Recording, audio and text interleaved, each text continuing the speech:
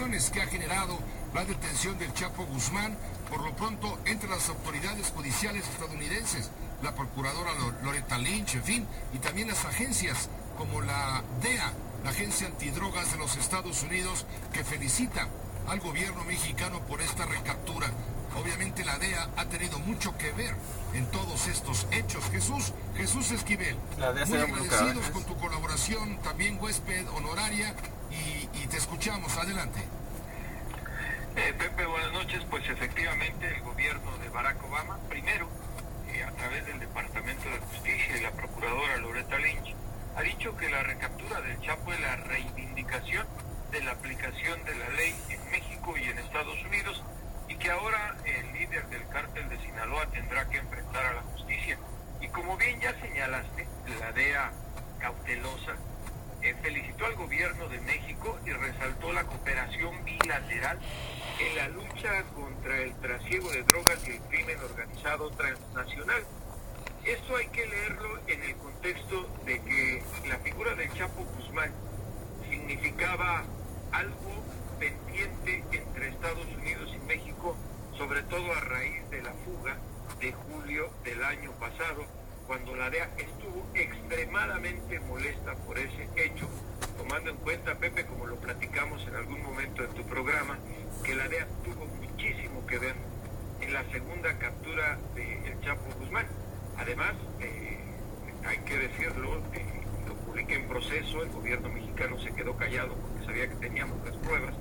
Fueron agentes de la DEA y de los marshals federales disfrazados o vestidos con el uniforme de la Marina Mexicana, quienes en ese momento, en ese año, capturaron por segunda ocasión al Chapo Guzmán y se lo entregaron a las autoridades mexicanas.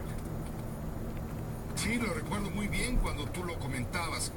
En esta ocasión tampoco se esconde la importante e intensa colaboración que ha habido con la Agencia Antinarcóticos de Estados Unidos y algunas otras agencias estadounidenses, toda vez que México, bien lo decía Diego Fernández hace un momento, tenía una gran deuda con el pueblo de México, claro, por la ineficacia del sistema penal, por la fuga del Chapo Guzmán, pero también una deuda con Estados Unidos.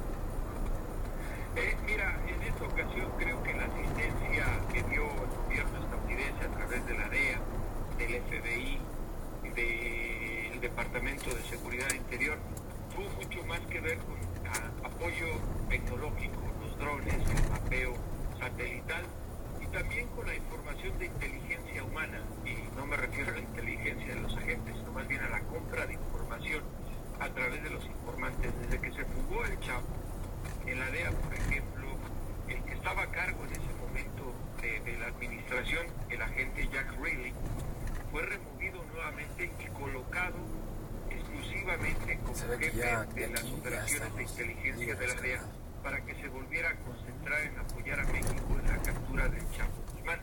Yo no estoy muy de acuerdo en el sentido de que México tenía esa deuda con Estados Unidos. Yo soy de los que creo que México está sufriendo las consecuencias del narcotráfico y la violencia por Estados Unidos, por el gran consumo de drogas que hay en este país y sobre todo por esta crisis que hay en este momento de consumo de heroína que se la achaca todo el gobierno estadounidense al cártel de Sinaloa. Creo que la deuda que tenía el gobierno de Peña Nieto era con nosotros, los mexicanos, por la manera en que se les escapó el Chapo y por la gran corrupción que hubo para que se lograra esa fuga. Se tenía que atrapar, aunque no necesariamente sea ya la gran cabeza del cártel de Sinaloa, como se menciona, porque te lo pregunto, Pepe, y tú sabes de esto. No puede un jefe organizar la exportación de drogas al nivel que lo hace el cártel de Sinaloa cuando anda escondiéndose en los cerros de la sierra o en casas de seguridad o en los drenajes de una ciudad donde fue capturado. Sin duda, para mí, y así lo creo y así lo creen algunas agencias de este país, el Chapo ya se había convertido básicamente en un estorbo y un problema para las verdaderas estructuras del movimiento de drogas del cártel de Sinaloa. Bueno, cuando te menciono, Jesús, una deuda con Estados Unidos, no me refiero, por supuesto, a una deuda equiparable a la que tiene el gobierno de Peña Nieto con el pueblo mexicano, no, de ninguna manera. No, me refiero a una deuda en el sentido de credibilidad. Estados Unidos al gobierno de México, al que ha apoyado con elementos, incluso con recursos, el famoso acuerdo de la cooperación Mérida, en fin.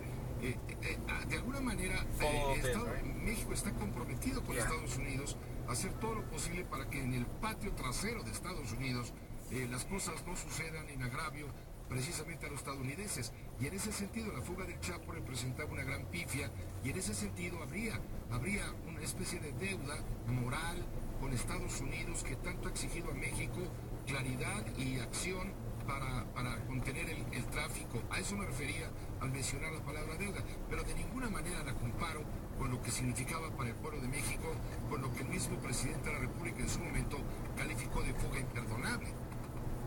No, y bueno, también hay que decirlo, Pepe, y en referencia a lo que mencionas, la recaptura del Chapo se da unos cuantos días, por ejemplo, de este lunes, cuando el periódico The New York Times publica un editorial en el cual precisamente habla de la fuga del Chapo, de los problemas de credibilidad de Peña Nieto, y que dice que haga lo que haga, no va a recuperar la imagen que tenía, lo cual podemos estar o no de acuerdo, pero tiene mucho sentido ese editorial. No sé hasta qué punto ahora el gobierno de Peña Nieto actuará en consecuencia respecto a lo que quiere Estados Unidos con este hombre. Me refiero al Chapo Guzmán, porque está vigente la solicitud de extradición. Lo están solicitando jueces en la Unión Americana, tengo entendido en Chicago y en otros estados de la Unión Americana. Hay más de 12 encauzamientos contra el Chapo Guzmán en Estados Unidos, pero el más sólido, e incluso cuando estaba en prisión en el altiplano, es el de la ciudad de Chicago, del estado de Illinois, porque el resto de los encauzamientos en contra de Guzmán Loera, Pepe, son muy similares. Tienen cargos que están relacionados obviamente al lavado de dinero y tráfico de drogas, tanto heroína como cocaína, como marihuana y las que tú quieras. Pero en el caso de Chicago, que era el más sólido, e incluso ya se daba por hecho que si era extraditado, cuando los llevan a Estados Unidos ya no salen. Federal, cuando los llevan a Estados Unidos y extraditan ya no salen. Porque también el Chapo está acusado de homicidio en relación al asesinato de algunas personas que llevaron a cabo los que eran operadores del Chapo, los hermanos Flores. Y por eso hay que ver cómo se va a dar este proceso, porque imagínate cuál va a ser la reacción de la sociedad mexicana y de la opinión pública, me refiero a los medios, si Peña Nieto extradita, pero ya, al Chapo Guzmán. Eso va a reflejar debilidad, o se puede interpretar como la incapacidad para poder retener a un capo de esa naturaleza en una prisión federal, por lo menos hasta que se agoten los recursos jurídicos a los que tiene derecho Guzmán Loera. Exactamente. A eso nos referíamos, Jesús Esquivel, hace un rato.